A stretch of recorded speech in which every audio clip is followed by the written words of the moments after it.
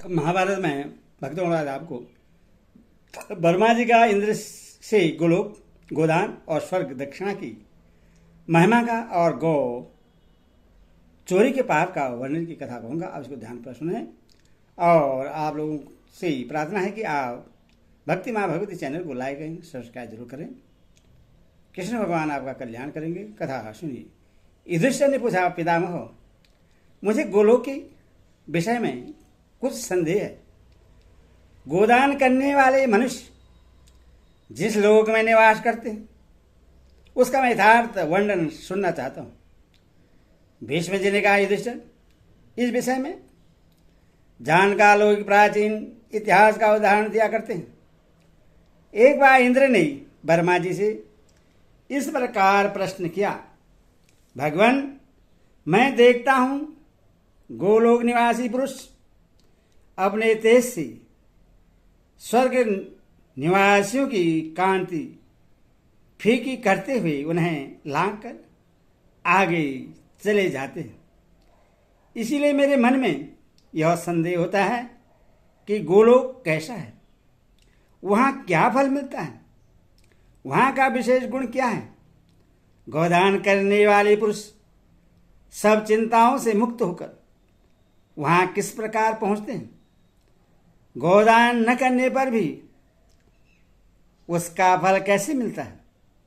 बहुत दान करने वाला मनुष्य थोड़ा दान करने वाले के समान तथा थोड़ा दान करने वाला पुरुष अधिक दान करने वाले के तुल्य किस प्रकार हो जाता है। ये सब बातें मुझे यथार्थ रूप से बतलाइए। वर्मा जी ने कहा, इंद्र, गौओं के लोग अनेक प्रकार के हैं। मैं उन सबको देखता हूँ और पतिव्रता स्त्रियां भी उन सब लोगों को देख सकती हैं। उत्तम व्रत का पालन करने वाली शुद्ध चेता ब्रह्म ऋषि तो अपने शुभ कर्मों के प्रभाव से उन लोगों में सशरीर पहुंच जाते हैं।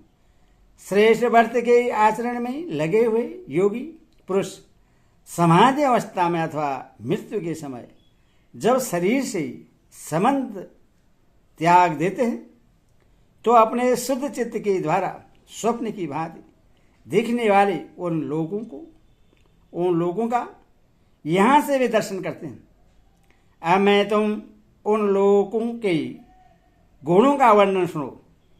वहाँ काल, बुढ़ापा अथवा अग्नि का जोर नहीं चलता, किसी का किंचित भी अमंगल नहीं होता। वहाँ पर न रोग है न शोक है।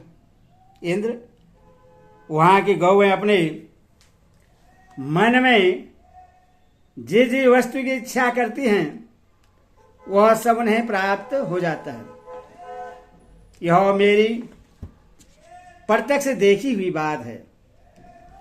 वे जहाँ जाना चाहती हैं जाती हैं, जैसे चलना चाहती हैं चलती हैं और संकल्प मात्र से ही संपूर्ण कामनाओं का उपभोग करती हैं। बावड़ी, तालाब, नदियां, तरह तरह के वन, ग्रह, पर्वत आदि सभी वस्तुएं वहाँ उपलब्ध हैं जो संपूर्ण प्राणी को मनोरम जान पड़ती हैं। वहाँ की वस्तु पर सबका समान अधिकार देखा जाता है। इतना विशाल दूसरा कोई लोक नहीं है।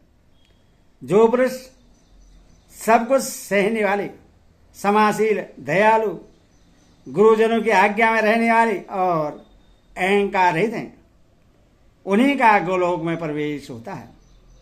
जो किसी का मांस नहीं खाता, जिसका हृदय पवित्र भाव से भरा हुआ है, जो धर्मात्मा, माता पिता का भक्त, सत्यवादी, ब्राह्मणों की सेवा में संलग्न, निंदा से रहित, गौ और ब्राह्मण पर क्रोध न करने वाला, धर्मपरायण, गुरु सेवक, जीवन भर सत्य का व्रत लेने वाला, दानी, अपराधी को भी क्षमा देने वाला, मृदुल, जितेंद्रिय, देव पूजक सबका आतिथ्य सत्कार करने वाला तथा दयावान है। ऐसे ही गुणों वाला मनुष्य उस सनातन एवं अविनाशी गोलोक में जाता है।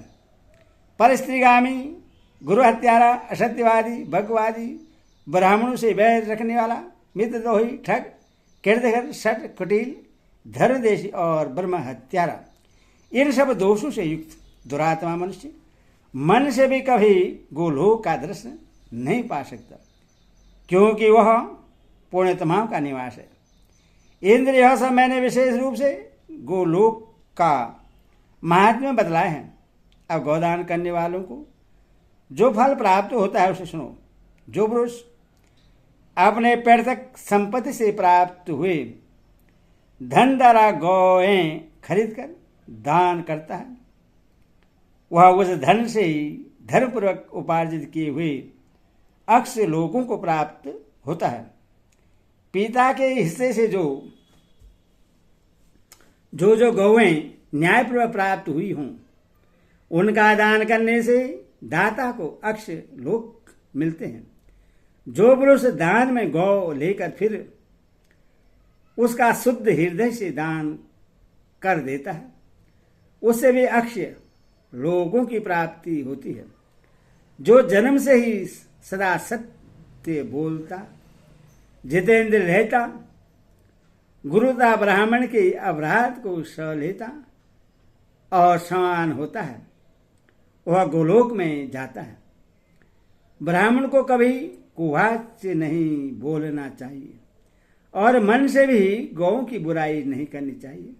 जो ब्राह्मण गौओं के समान वृत्ति से रहता है, गौओं को घास आदि खिलाता है और सत्य एवं धर्मपरायण रहता है, वह यदि एक गौ भी दान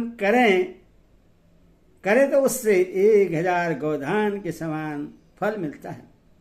जो पुरुष सदा उद्धत रहकर उपयुक्त विधि से बर्ताव करता है तथा जो सत्यवादी, गुरु सेवक, दक्ष, समासी, भक्त, शांतित, पवित्र, ज्ञानवान, धर्मात्मा और अहंकार शून्य होता है, वह यदि पूर्वोक्त विधि से ब्राह्मण को दूध देने वाली गाय दान करे तो उससे महान फल की प्राप्ति होती है। जो सदा एक वक्त भोजन करके नित्य गोदान करता है,